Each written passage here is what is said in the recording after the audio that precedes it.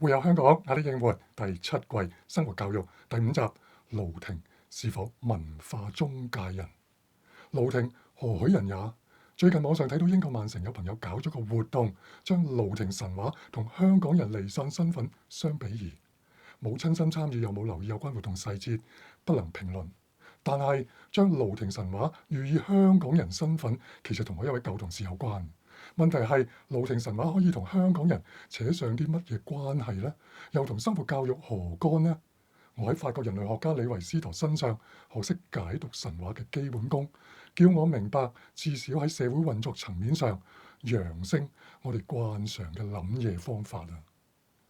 ！1999年，策展人何慶基 Oscar 喺名為《香港三世書》嘅展覽，將盧婷神話大書特書，可惜冇去睇過《香港三世書》，據聞用以寓意香港人回歸過程裏邊感到嘅不安。到大家成為同事 ，Oscar 辦公室入門牆邊就放住展覽所用，將盧婷人魚做得不可能咁高嘅立體塑像放喺度。我去佢 office 揾佢，都試過俾個塑像嚇一跳。盧婷係個半魚半人嘅神秘物種，話說差不多2000年前出現喺大澳附近水域。作為大澳人，我都做咗基因檢測，似乎冇乜異樣嘅。東晉期間，公元441年，廣東官吏盧循起兵10萬造反，一度進逼長江流域，令人想起義和團。同樣地，盧循至終兵敗。唐代劉詢喺《領表六義》指出盧循即人魚盧婷嘅由來。佢記載話：盧婷者，盧循借據廣州，既敗，餘黨奔入海島野居，為食蠔荔，踏鶴為常。到清代，盧婷故事開始由避禍演變成為神話故事。例如鄧循喺《嶺南叢述》提到大溪山即大嶼山疍家人，居於岸邊岩洞，札計裸體。至於點解清代開始將本來識得築牆蔽體嘅疍民妖魔化，其實值得探究，是否同造反或海盜猖獗有關，抑或其他因素呢？唯望有識之士解讀一下。盧婷後人話疍民被神話化，成為人魚。身有鱗片，頭與身都似魚，頭髮焦黃，眼睛黃色，有4肢，手腳好似鴨咁有蹼，可以潛於水中多日。人魚愛吸雞血，會以漁獲同大澳村民換雞食用，當然又會偷取雞隻啦。據說人魚品性溫順，怕人，見人就會沒入水中，相當神秘。所以我猜想人魚會比較矮細嘅。如果盧婷人魚同90年代回歸過程與今日原生香港人有相像嘅地方嘅話，我首先想到嘅係漂泊。疍家人源流呢個問題相當有趣，但我又冇研究過。按唐代劉詢嘅記載，盧婷黨人因逃難而被逼離開陸地，寄居海島之間，靠海為生。佢哋居於島嶼荒野，可能仲未識得游水、航海同捕魚。喺呢啲條件限制底下，佢哋發揮創意，建立一套生活文化，以近岸蜆殼類為食物，又以殼立牆庇護身體。意思好清楚，佢哋係人類，同魚類完全無關。避難當然同放假旅遊或者為不同生活方式而移民 （lifestyle migration） 不一樣。求存嘅決心叫人義無反顧咁努力生活。如果我哋以食飽無憂米嘅心態去睇佢哋，難免會誤解50-60年代移民來港嘅心態。走難同初嚟報到冇能力、冇閒情參與港英政府嘅政治，又唔等於佢哋冇 proactively 抗拒逼走佢哋嘅暴政，然後又逐步擁抱為佢哋生活打開門路嘅資本主義市場經濟。大膽講句，上代香港人為我哋做咗政治經濟上清楚嘅抉擇。當年嘅初心，今日遺留俾我哋固執，以自由市場生產同消費，以勞動力累積資本，再投資買夠磚等呢啲諗法，作為護身嘅牆壁，完全人性嘅表現。可惜一旦略有成就，好容易忘記當初逃難嘅因由。反而因為生活有成，固執變成焦慮不安，而非打拼嘅決心。腦殘人士叫人返大陸認識黨國先進、繁榮、強大，其實叫緊你忘本，放棄以決心建立落嚟嘅生活方式，同埋具創造力嘅人性。如果唔係，某大國點解會以假嘢、次貨、偷竊、抄襲、強盜而聞名於世呢？唔好忘記，對以農立國嘅人嚟講，靠海為生、漂泊而且危險，絕非平常人心目中理想嘅生活。漂泊無根，根據97回歸期間一啲大陸學者嘅講論，告誡香港人冇根嘅文化最終會崩潰。呢種講法當然係對鏡自說啦。大陸一切向錢看，只有當權者嘅政治把戲，先至係真正冇根冇強。香港係塊福地，唔係因為天跌落嚟嘅蔭地，而係定居香港嘅公民，移山填海，一點一滴咁將我哋嘅生活文化、創意地築構上嚟，成為真正屬於我哋嘅地方。如果漂泊無定，我哋又點可能由小漁村變成全球化大都會呢？所以盧亭傳說可以同香港人相比擬嘅地方，或者只限於避難而被逼來港，反過嚟卻為自身創立新生活，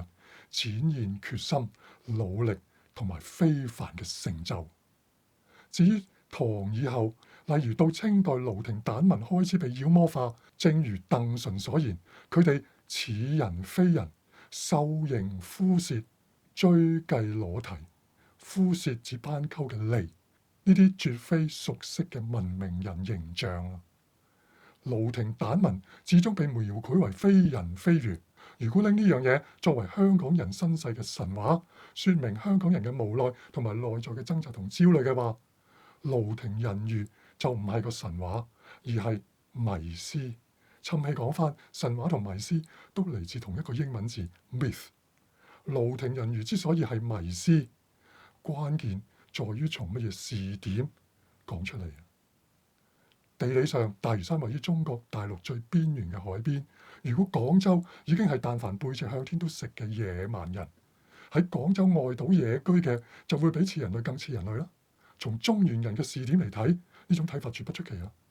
況且中國作為一條大漁村，耕地為業係千百年來主流嘅生活方式，而偷海捕魚為生只能算係最低下嘅生活。實質上，蛋兒海盜而已啊，非我族類嚟㗎。正如歐洲中古傳說中嘅人狼，只不過將離開城鎮獨居嘅人污名化，展現住主流合群嘅生活方式，將佢哋邊緣化同妖魔化嘅呢啲社會力量。更合切當然係被審判殘害嘅所謂女巫啊，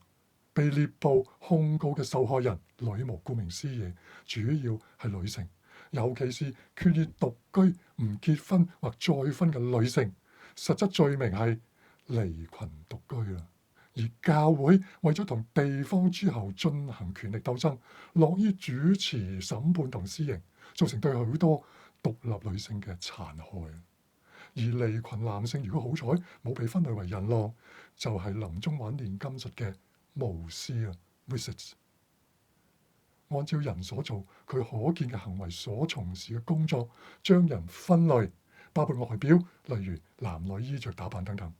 為人帶嚟好唔同嘅命運同待遇。呢樣嘢正係英國人類學家杜格拉斯 Mary Douglas 從李維斯陀解讀神話嘅方法裏邊學翻嚟嘅。即係以社會功能上嘅分類系統進行分析，杜格拉斯稱之為象徵性嘅分類 （symbolic classification）。就好似話我係個廢佬，原意上嘅稱謂同分類，原來會為我帶嚟具體嘅後果，無論分類對與錯都好，難免對我帶嚟迫害啊，或者相反地優待啊，或者通過踩低人而抬舉自己啦。李維斯陀神話學仲有一點需注意嘅，分類系統具有權力分配機制以外，從維護社會功能運作無阻呢個角度嚟睇，例如排除離群力量、凝聚同團結社群嘅向心力等社會需求。至於落喺固有分類之間，所謂三不像，盧亭神話就係一例，難免就會受到迫害㗎啦。香港97回歸單質化大陸政權過程裏邊，香港位於大陸分類以外嘅邊緣位置，因而受到壓力，社會感到焦慮不安，自然不過。但係問題在於6·4後，美國為首嘅西歐國家嘗試以自由開放市場經濟吸納，甚至想改造中共，推動佢進入資本主義全球化嘅秩序。盧亭神話因而成為地緣政治美中共管香港手上嘅一隻棋子，香港被迫擔任緩和西方與中共矛盾嘅角色，意思係本來身世非人非魚嘅香港，成為中共與西歐文化之間嘅中介人，而我哋無需懷疑中共只係想利用西歐良好意願出賣香港以自肥。作為文化中介人，香港輔助中共成為世界第2大經濟體，同時又係西歐價值同秩序有力嘅倡議者。所以究竟香港同盧亭人魚神話有乜嘢拉楞呢？經一事長一智，文化中介人角色根底上在於化解矛盾、團結群體內部，或者發展唔同群體之間嘅關係。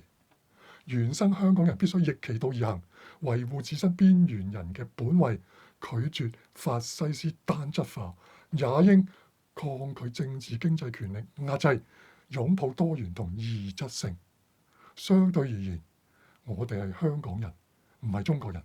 頂多係唐人。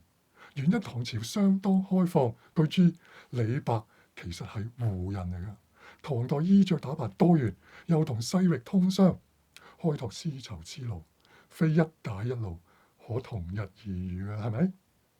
解開盧亭神話潛藏住嘅真理事件，還得從社會運作同地緣政治等層面進深一步，探討傳說中非人非魚故事裏邊嘅人性表現。前述唐代劉詢嘅記載已經指出，盧亭蛋民喺厄運艱難中創造自身生活方式，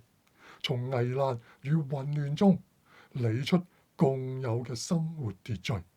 絕對係人性嘅表現。況且仲構建一套獨立自主嘅文化傳統，呢樣嘢先至值得我哋原生香港人認同嘅身世。忍唔住又要重播斯奇諾牧師寫嘅香港社會歷史，歷史的覺醒。喺佢筆下，香港緣起同涉外婚婦係分唔開嘅。涉外婚婦以疍家人為主，佢哋最早同西歐船員同商人接觸，佢哋誕下歐亞混血兒，喺西歐同中國帝國秩序以外，打開另一道血脈身世。之前提議，雖然我哋大部分都唔係歐亞混血兒，但我哋都係從歐亞文化混融之下而興起嘅一撮身世神秘或者不落俗套嘅另類邊緣人。發揮人性中嘅創造力，必須先具意向，喺條件限制下殺出一條活路。跟父母來英嘅香港高中生，由於未夠居住年期而要交大學海外學生費，部分家庭負擔唔起，迫不得已輟學。其實我都因為當年戴卓爾夫人大幅加學費，未有入大學就返香港工作一段時間，儲到一啲錢之後再返嚟半工讀完成學業。困難障阻，好多時叫人自問：我究竟想做啲乜嘅呢？我有冇一啲意向、決心要達成嘅呢？有咗個人意向，有咗決心，總能夠想辦法去達成嘅。而且經驗話俾我聽，就算要繞道而行，從來唔會走冤枉路嘅，反而從迂迴曲折嘅每一段路，吸取更多識見，鍛鍊自己成為一個更成熟、感知更多人性嘅一個人。前幾集講好多語言表述嘅深層意義，加多句説話個説字，言字旁邊兌現嘅兌字係咪？將樹心邊加到個對字，得出個喜悅嘅悅字。只要有想法表述出嚟，有決心，説話可以兌現為喜悅嘅。7年過去，為未來7年加油，為己為人，闖出另類生活，而光輝人性，救贖小漁村大香港。